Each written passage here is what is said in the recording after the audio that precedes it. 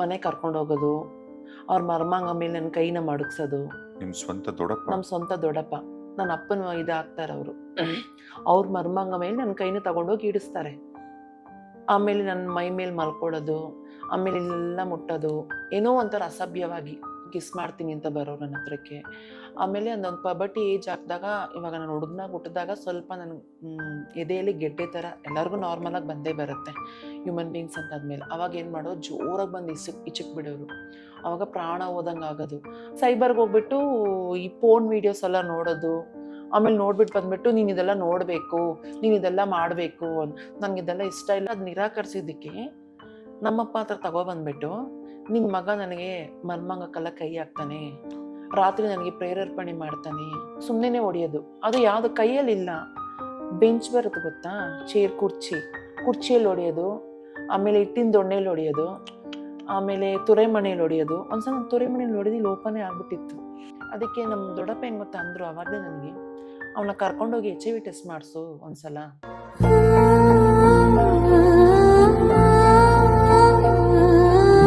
Six ಸ್ಟ್ಯಾಂಡರ್ಡಿಂದ ಅವಾಗ ಸ್ವಲ್ಪ ಏನು ಪಬರ್ಟಿ ಏಜ್ ಆಗುತ್ತೆ, ಅವಾಗಿಂದ ಸ್ವಲ್ಪ ಮನೆಯಲ್ಲಿ ಅಬ್ಜೆಕ್ಷನ್ಸ್ ಬರುತ್ತೆ. ನೀನು ಯಾಕೆ ಹಂಗೆ ಆಡ್ತೀಯ, ಆಮೇಲೆ ದೇವಸ್ಥಾನದಲ್ಲೆಲ್ಲ ಹೋದಾಗ ಅರ್ಶಿನ ಹಾಕ್ಕೊಳ್ಳೋದು, ಬೆಂಕಿ ತುಳಿತೀನಿ ಅಂತ ಹೇಳಿ ಅರ್ಶಿನ ಎಲ್ಲ ಹಾಕ್ಕೊಳ್ಳೋದು. ಏನಕ್ಕೆ ಅರ್ಶಿನ ಎಲ್ಲ ಹಾಕೊಂಡ್ಬರ್ತಾರೆ, ಅರ್ಶಿನ ಹಚ್ಕೊಳ್ಳೋ ಒಂದು ಪದ್ಧತಿ ಇರುತ್ತೆ ಅದು ಕಲ್ಚರಲ್ಲಿ. ಅರ್ಶಿನ ಹಚ್ಕೊಂಡು ಪಟ್ಟೆ ಹೊಡ್ಕೊಂಡು, ಯಾವ ದೇವಸ್ಥಾನಕ್ಕೆ ಹೋಗ್ತಿದ್ರಿ? ಅಲ್ಲಿ ನಮ್ಮ ಹತ್ರ ನಿಯರ್ ಬೈ ಭವಾನಿಯಮ್ಮ ದೇವಸ್ಥಾನ ಅಂತ. ಅಲ್ಲಿ ನನ್ಗೊಂಥರ ದೈವ ಭಕ್ತಿ ಜಾಸ್ತಿ. ಏನಂದ್ರೆ ಒಂದು ಅಲ್ಲಿ ಸಂಭ್ರಮ ಆಚರಿಸ್ತಿದ್ರೆ ನನ್ಗೆ ಅಲ್ಲೋಗಿ ನಿಂತ್ಕೊಳ್ಳೋದು, ಕರಗ ಎತ್ತೋದು, ಅದೆಲ್ಲ ನೋಡಾಮೇಲೆ ಸೀರೆ ಉಡೋದು, ಇವ್ರು ಎಷ್ಟು ಚೆನ್ನಾಗಿ ಹುಟ್ಟಿದ್ದಾರೆ ಅಲ್ಲಿ.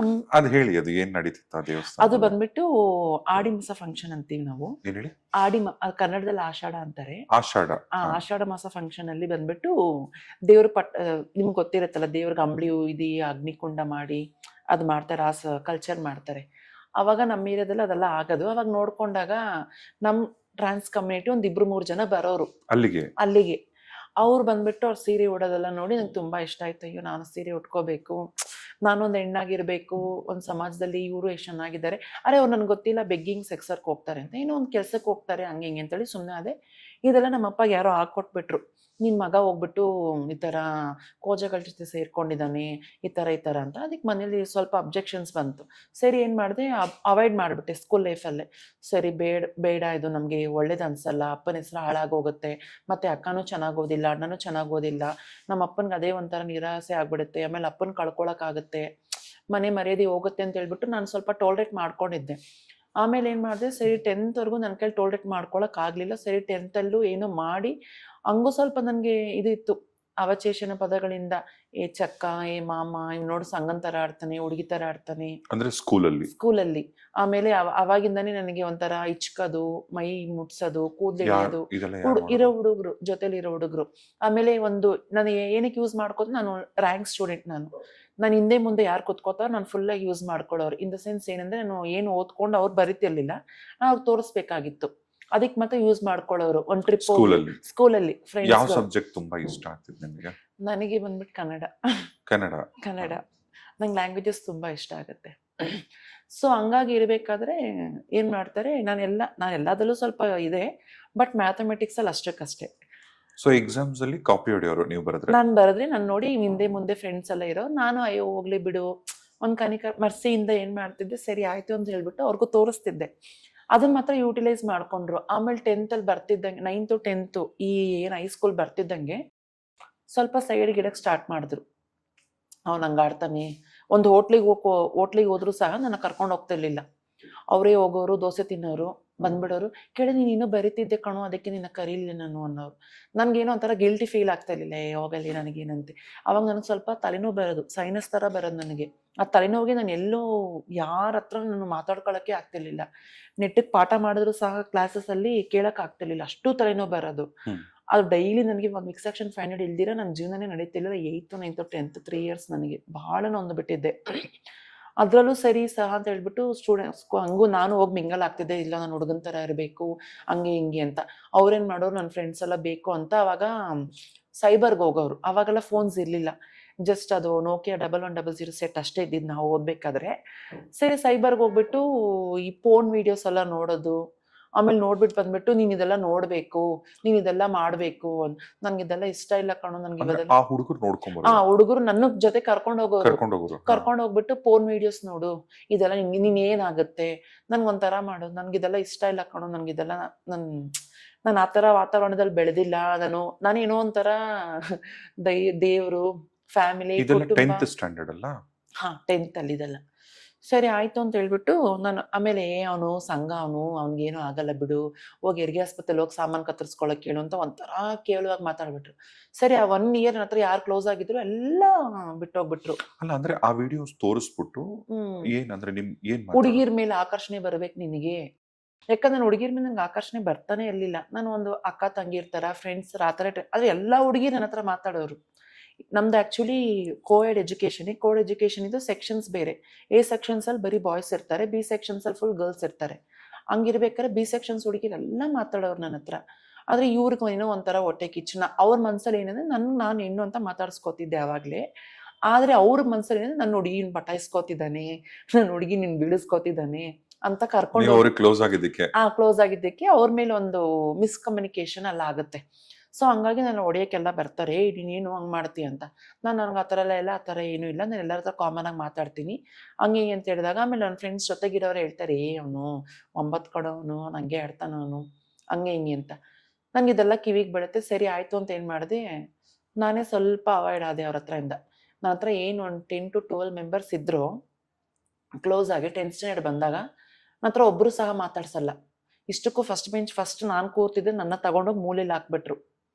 ನಂತರ ಅದ್ರಲ್ಲಿ ಒಂದು ಹುಡುಗ ಇದ್ದ, ಅವನು ಸ್ಕೂಲ್ ಆಡಳಿತ ಥರ, ಅಡ್ಮಿನಿಸ್ಟ್ರೇಷನ್ ಥರ, ಅವನೆಲ್ಲ ಇಡೀ ಕ್ಲಾಸ್ಗೆ ಹೇಳ್ಕೊಟ್ಬಿಟ್ಟ, ಅವನ ಹತ್ರ ಮಾತಾಡೋ, ನನ್ನ ಹತ್ರ ಯಾರು ಮಾತಾಡಬಾರ್ದು ಅಂತ. ಆ ಥರ ಒಂದು ಶಂಕೆಗೆ ತಳ್ತಾರೆ ನನ್ನ. ಸರಿ ಏನೋ ಒಂದು ಷಡ್ಯಂತ್ರ ಮಾಡಿ ನನ್ನ ಮೂಲೆಗೆ ಕುಣಿಸ್ಬಿಟ್ರು ಸ್ಕೂಲಲ್ಲಿಂದನೇ. ಇದು ಟ್ರಾನ್ಸ್ಫೋಬಿಯಾ ಸ್ಟಾರ್ಟ್ ಮಾಡಿಸ್ಬಿಡ್ತಾರೆ ನನಗೆ. ಸರಿ ಆಯ್ತು ಅಂತ ಹೇಳ್ಬಿಟ್ಟು ನಾನು ಅದನ್ನ ತಲೆ ಕೆಡಿಸ್ಕೊಳ್ತಿರ್ಲಿಲ್ಲ. ಹೋಗೋ ನಿಮ್ಮಿಂದ ನನಗೆ, ನಾನು ಓದಕ್ ಅವಾಗ ನಿಮ್ಮ ಮೈಂಡ್ ಅಂದ್ರೆ ನಿಮ್ಮ ಮನಸ್ಥಿತಿ ಹೇಗಿತ್ತಾಗ? ನನ್ನ ಮನಸ್ಥಿತಿ ಅವಾಗ ಬಂದ್ಬಿಟ್ಟು ಅಪ್ಪ ಸ್ವಲ್ಪ ಲಾಸ್ ಮಾಡ್ಕೊಂಡ್ಬಿಟ್ಟಿದ್ರು. ನನ್ ಬರೀ ಓದ್ಬೇಕು.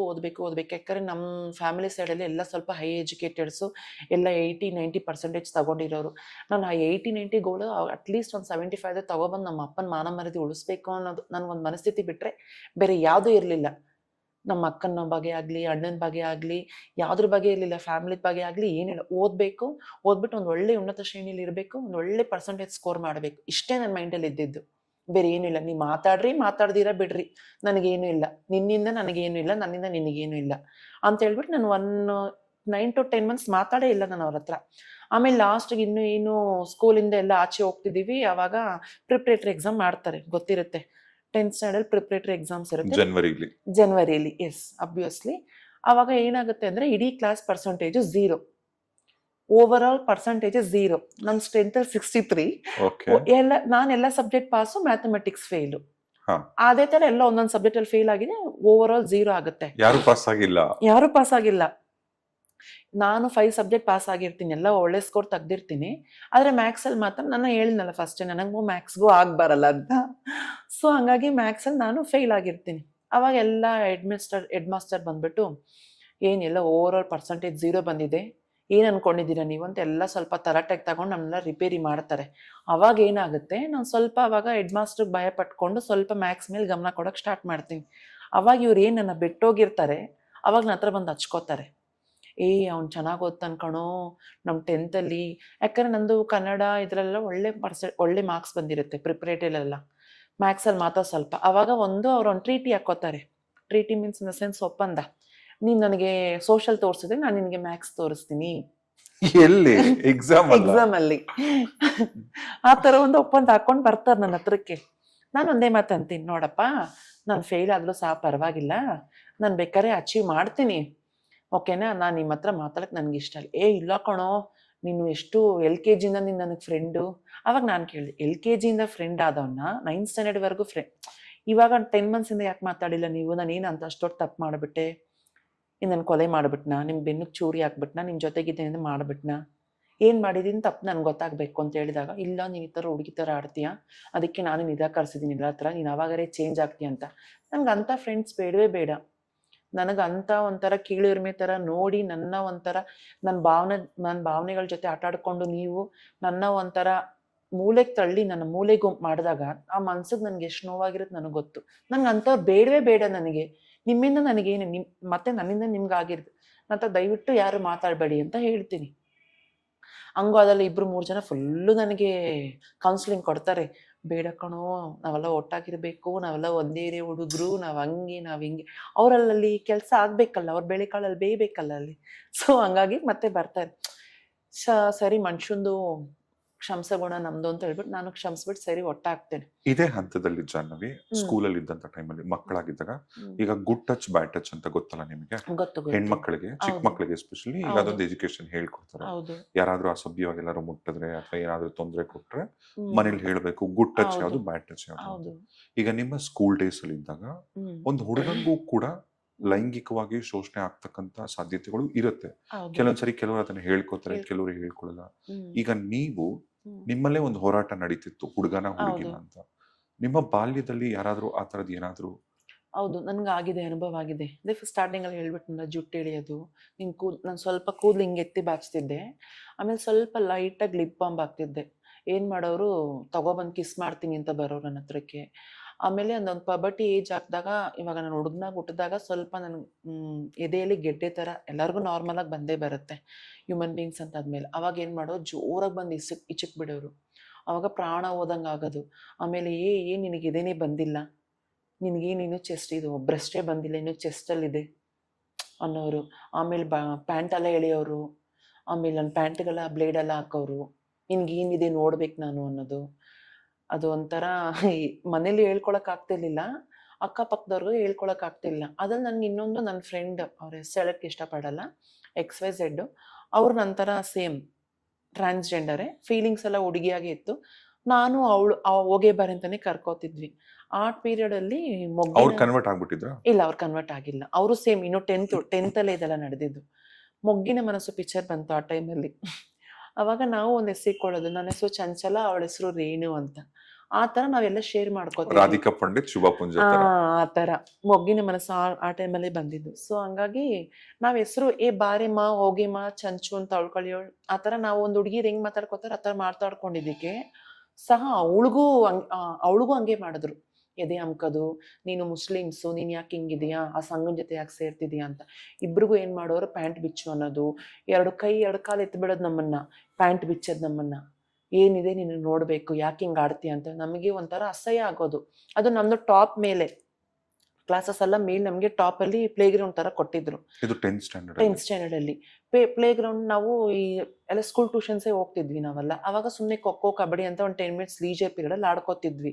ಅವಾಗ ಆಡ್ಬೇಕಾದ್ರೆ ಇದೆಲ್ಲ ಮಾಡೋದು ನಮ್ಗೆ, ಪ್ಯಾಂಟ್ ಬಿಚ್ಚೋದು, ನಿನ್ಗೆ ಹೆರಿಗೆ ಆಗಿದೆ ಅಂತ ತೋರ್ಸು ಅನ್ನೋದು, ನೀನ್ ಪ್ರೆಗ್ನೆಂಟ್ ಆಗ್ತೀಯಾ, ನೀನು ಮುಟ್ಟಾಗ್ತೀಯಾ, ನೀನ್ ಮೆನ್ಸಸ್ ಆಗ್ತೀಯಾ, ಸ್ಟೇ ಫ್ರೀ ಇಟ್ಕೊಂಡಿದೀಯಾ, ಇದೆಲ್ಲ ಕೇಳಿ ನನಗೂ ಆಗ್ಲಿ ಸಹ ಅವಳಿಗಾಗ್ಲಿ ತುಂಬಾ. ಇನ್ನು ಹುಡುಗ ಆಗಿದ್ದಾಗ 10th ಸ್ಟ್ಯಾಂಡರ್ಡ್ ಅಲ್ಲಿ ಇನ್ನೂ ಕನ್ವರ್ಟ್ ಆಗಿರ್ಲಿಲ್ಲ. ಆದ್ರೆ ಬಹಳ ಮನ್ಸಿಗೆ ಒಂಥರ ಬೇಜಾರು ಅನ್ನಿಸ್ತು. ಇದೇನು ನಮ್ಮ ಜೊತೆಗಿರೋರು ಹಿಂಗೆಲ್ಲ ಮಾಡ್ತಾರಲ್ಲ, ಕೂದಲೆಲ್ಲ ಹಿಡಿತಾರಲ್ಲ ಅಂತ ಹೇಳ್ಬಿಟ್ಟು. ಇದೆಲ್ಲ ಆಗಿದೆ, ನನ್ಗೆ ತುಂಬಾ ಆಗಿದೆ ಆ ಥರ. ಬ್ಯಾಡ್ ಟಚ್ ತುಂಬಾ ಆಗಿದೆ. ಗುಡ್ ಟಚ್ಗಿನ್ನ ಬ್ಯಾಡ್ ಟಚ್ ನಂಗೆ ತುಂಬಾ ಅನುಭವ ಜಾಸ್ತಿ. ಅದೇ ಥರ ಇವಾಗ ಒಂದು ಆಚೆ ಕಡೆ ಹೋದಾಗ್ಲೂ ಸಹ ನಮ್ಮ ಮನೆ ಅಕ್ಕಪಕ್ಕದವ್ರು ಏನು ಹುಡುಗರು ಇರ್ತಾರೋ ನನ್ಕಿನ್ನ ಸೀನಿಯರ್ಸು, ಅವರು ಒಂಥರ ಬೆನ್ಸೋರೋದು, ಆಮೇಲೆ ನೀನು ಎಷ್ಟು ಮುದ್ದಾಗಿದೆಯಾ ಅನ್ನೋದು, ತುಟಿ ಹಿಂಡೋದು, ಇದೆಲ್ಲ ಮಾಡಿದ್ದಾರೆ. ನನ್ಗಾಗಿದೆ. ಬಟ್ ನಾನು ಅದಕ್ಕೆ ಯಾವುದೇ ಥರ ಆಸ್ಪಾಸ್ನೆ ನೀಡಿಲ್ಲ. ನಾನು ಅವ್ರಿಗೆ ಜಾಗನೇ ಕೊಟ್ಟಿಲ್ಲ ಅದಕ್ಕೆ. ನಾನೊಂದು ಹೆಣ್ಣು ಇಷ್ಟೇ. ನನ್ನ ಮನಸ್ಸಲ್ಲಿ ಇಷ್ಟೇ. ಒಂದು ಹೆಣ್ಣು ಹೇಗಿರ್ತಾಳೋ ಅದೇ ಥರ ನಾನು ನಡ್ಕೊಂಡ್ ಬಂದೆ ನಾನು ಆವಾಗಲೇ. ನಾನು ಅಮೀರ್ ಖಾನ್ ಅವ್ರದ್ದು ಒಂದು ಶೋ ನೋಡಿದ್ದೆ. ಅದರಲ್ಲಿ ಇದೇ ತರ ಒಂದು ಟ್ರಾನ್ಸ್ ವುಮನ್ ಇಂಟರ್ವ್ಯೂ, ಅಮೀರ್ ಖಾನ್ ಅವ್ರು ಇಂಟರ್ವ್ಯೂ ಮಾಡೋಂಥ ಟೈಮಲ್ಲಿ ಆಕೆ ಒಂದು ಜೊತೆಗೆ ಒಂದಷ್ಟು ಜನ ಹುಡುಗರು ಕೂಡ ಇಂಟರ್ವ್ಯೂ ಮಾಡಿದಂಥ ಟೈಮಲ್ಲಿ ಕೆಲವೊಂದು ವಿಚಾರಗಳು, ಸ್ಫೋಟಕ ವಿಚಾರಗಳು ಹೇಳ್ತಾರೆ. ಕೆಲವರು ಸ್ವಂತ ಮಾವ ಇಂದ, ಸ್ವಂತ ಚಿಕ್ಕಪ್ಪ ಇಂದ, ಸ್ವಂತ ದೊಡ್ಡಪ್ಪ ಇಂದ, ಕೆಲವೊಂದು ಮನೆಗಳಲ್ಲಿ ತುಂಬಾ ಆ ಥರದ್ದೆಲ್ಲ ಸಂಬಂಧಿಕರಿಂದಾನೆ. ಹೌದು, ನನಗೂ ಆಗಿದೆ. ಯಾರು ಆಕ್ಚುಲಿ ನಾನು 10th ಅಲ್ಲಿ ಇರ್ಬೇಕಾದ್ರೆ ನಮ್ಮ ಅಪ್ಪ ಸ್ವಲ್ಪ ಲಾಸ್ ಮಾಡ್ಕೊಂಡಾಗ ಅಕ್ಕನ ಮದ್ವೆ 8th ಸ್ಟ್ಯಾಂಡರ್ಡ್ ಅಲ್ಲಿ ಆಗೋಯ್ತು. ಅವ್ರಿಗೆ 8th ಮಾಡ್ಬಿಟ್ರ? ನಾನು 8th ಇರ್ಬೇಕಾದ್ರೆ ಅವರು ಆಗೋದ್ರು. ಏತ್ ಸ್ಟ್ಯಾಂಡರ್ಡ್ ಇದ್ದಾಗ ಅವ್ರು ಆಗೋಗ್ಬಿಟ್ರು. ಅವಾಗ ನನಗೆ ಒಂದು ಬಾಂಡಿಂಗೇ ಬಿಟ್ಟೋಯ್ತು. ನಾನು ನಮ್ಮ ಅಕ್ಕ ಕ್ಲೋಸ್.